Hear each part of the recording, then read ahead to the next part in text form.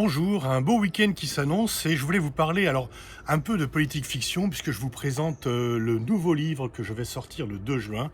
C'est un livre de politique fiction, ça s'appelle Le bateau ivre et je pense que beaucoup d'entre vous trouveront du plaisir à le lire autant que moi j'ai eu de plaisir à l'écrire. Le bateau ivre, Charmant Colin, en librairie le 2 juin. Mais aujourd'hui, je voulais plutôt vous parler ce matin de football fiction.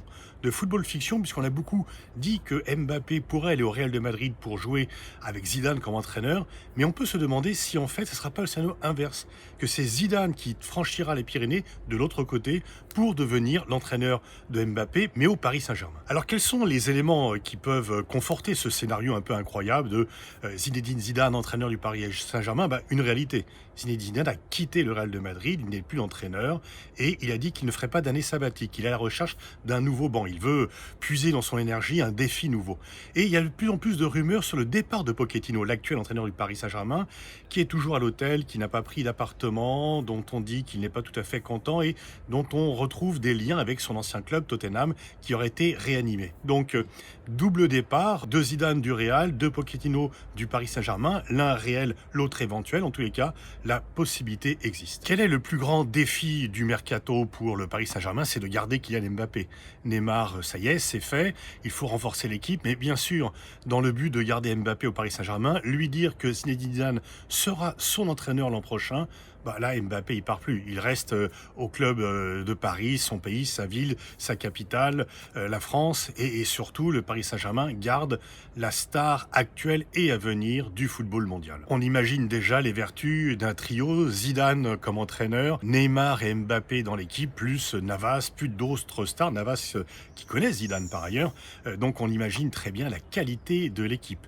Et puis on sait que Zinedine Zidane, il sait gérer des stars. Il sait gérer les égos dans les vestiaires. Il l'a fait au Real de Madrid.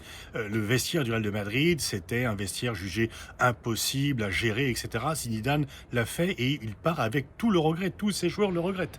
Donc, un vestiaire peuplé de stars, Zinedine Zidane sait gérer cela. Et puis, il ne faut pas oublier qu'il avait soutenu la candidature du Qatar pour la Coupe du Monde 2022 et que donc il y a déjà des liens avec les propriétaires du Paris Saint-Germain. Il y a un autre élément, c'est Zidane.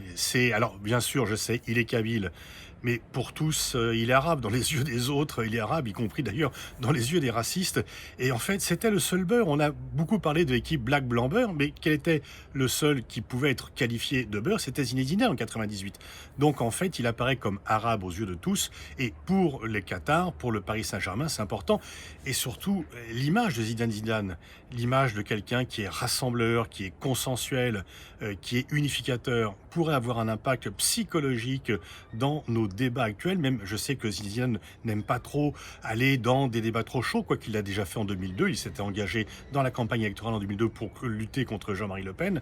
Et donc, en fait, l'image positive et rassembleuse qu'il aurait pourrait faire du bien au moment où nous avons des débats de plus en plus débiles et malsains sur l'identité. Je dois dire que si, par exemple, grâce à Benzema, nous gagnons le championnat d'Europe cet été et que Zidane arrive sur le banc du Paris Saint-Germain, ça ferait grincer quelques dents, mais des dents qui ne sont pas très agréables en fait, et ça donnerait le sourire à pas mal de gens. Et puis quel formidable coup de communication pour le Paris Saint-Germain, parce que là, il rentrerait définitivement dans l'ère des grands clubs avec un entraîneur mythique, un entraîneur qui a tout gagné, un entraîneur populaire et compétent.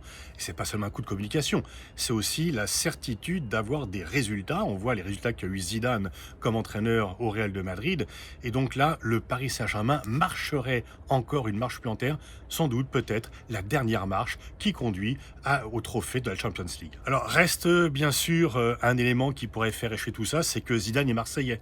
Il n'a jamais joué à l'OM, mais il est marseillais, il y a ses racines, il y a sa famille, ses parents, et donc ceci pourrait peut-être l'empêcher de franchir ce pas. On peut espérer quand même que ça ne sera pas le cas, et peut-être qu'il pourrait être au contraire un trait entre Marseille et Parisien. Bon là je rêve encore un peu, beaucoup peut-être, mais en tous les cas, voilà, le scénario n'est pas certain, il est possible. Effectivement, il y a quelques éléments qui pourraient le faire douter, mais je crois qu'on peut quand même l'envisager comme n'étant pas totalement imaginaire.